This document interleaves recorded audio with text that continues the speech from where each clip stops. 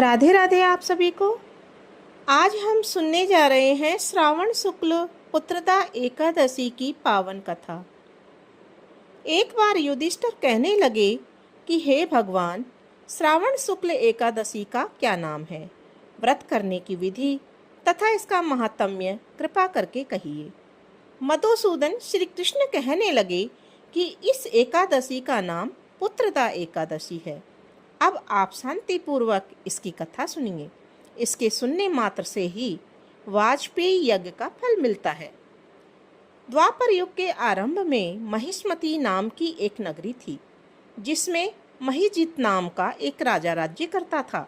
लेकिन पुत्रहीन होने के कारण राजा को राज्य सुखदायक नहीं लगता था। उसका मानना था कि जिसकी संतान न हो उसके लिए यह लोक और परलोक दोनों ही दुखदायक होते हैं। पुत्र सुख की प्राप्ति के लिए राजा ने अनेक उपाय किए, परंतु राजा को पुत्र की प्राप्ति नहीं हुई। वृद्धावस्था आती देखकर राजा ने प्रजा के प्रतिनिधियों को बुलाया और कहा, हे प्रजाजनों, मेरे खजाने में अन्याय से उपार्जन किया हुआ धन नहीं है, न ही मैंने कभी देवताओं तथा ब्राह्मणों का धन छीना है। किसी दूसरे की धरोहर भी मैंने नहीं ली। प्रजा को पुत्र के समान पालता रहा। मैं अपराधियों को पुत्र तथा बांधवों की तरह दंड देता रहा। कभी किसी से घृणा नहीं की। सबको समान माना जाता है। सज्जनों की सदा पूजा करता हूँ। इस प्रकार धर्मयुक्त राज्य करते हुए भी मेरे पुत्र नहीं है, सो मैं अत्यंत दुख पा रहा हूँ। इसका क्या कारण है? राजा महिजीत की इस बात को विचारने के लिए मंत्री तथा प्रजा के प्रतिनिधि वन में गए। वहां बड़े बड़े ऋषि मुनियों के दर्शन किए। राजा की उत्तम कामना की पूर्ति के लिए किसी श्रेष्ठ तपस्वी को देखते फिरते रहे।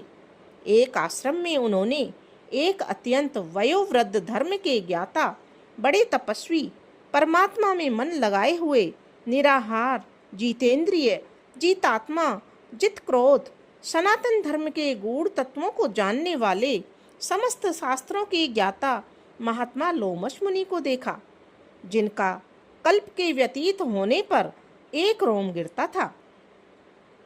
सबने जाकर ऋषि को प्रणाम किया।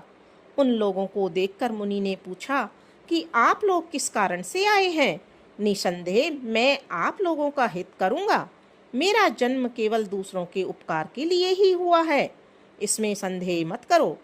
लोमश ऋषि के ऐसे वचन सुनकर सब लोग बोले, हे महर्षि, आप हमारी बात जानने में ब्रह्मा से भी अधिक समर्थ हैं, अतः आप हमारे इस संदेह को दूर कीजिए। महिष्मतीपुरी का धर्मात्मा राजा महिजीत प्रजा का पुत्र के समान पालन करता है, फिर भी वह पुत्रहीन होने के कारण दुखी है।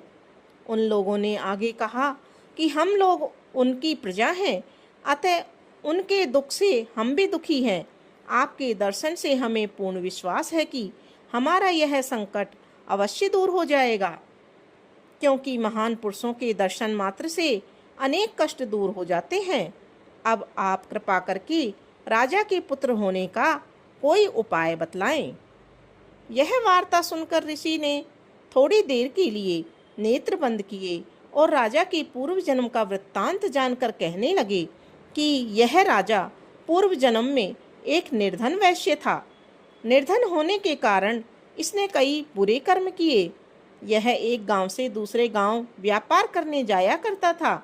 एक समय ज्येष्ठ मास के शुक्ल पक्ष की द्वादशी के दिन मध्याह्न के समय जबकि वह 2 दिन से भूखा प्यासा था, एक जलाशय पर जल पीने गया।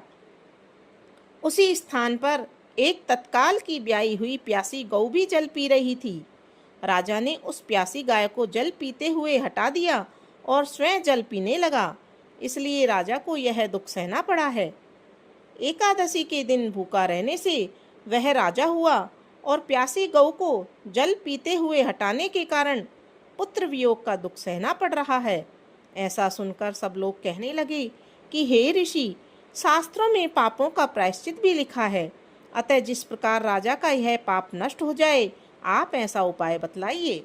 लोमश मुनि कहने लगे कि श्रावण शुक्ल पक्ष की एकादशी, जिसे पुत्रदा एकादशी भी कहते हैं, तुम सब लोग व्रत करो और रात्रि को जागरण करो, तो इससे राजा का यह पूर्व जन्म का पाप अवश्य ही नष्ट हो जाएगा।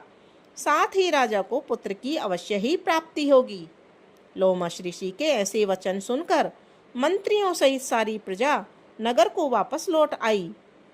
और जब श्रावण शुक्ल एकादशी आई तो ऋषि की आज्ञा अनुसार सबने पुत्रदा एकादशी का व्रत किया और जागरण किया। इसके पश्चात द्वादशी के दिन इसके पुण्य का फल राजा को दिया। उस पुण्य के प्रभाव से रानी ने गर्भ धारण किया और प्रसव काल समाप्त होने पर उसके एक बड़ा तेजस्वी पुत्र हुआ। इसलिए हे राजन, इस श्रावण शुक्ल एकादशी का नाम पुत्रदा एकादशी पड़ा। अतः संतान सुख की इच्छा हासिल करने वाले इस व्रत को अवश्य करना चाहिए। इसके महात्म्य को सुनने से मनुष्य सभी पापों से मुक्त हो जाता है और इस लोक में संतान सुख भोग कर परलोक में स्वर्ग को प्राप्त होता है। बोलिए विष्णु भगवान की जय। बोले राधे गोविंद भगवान की जय।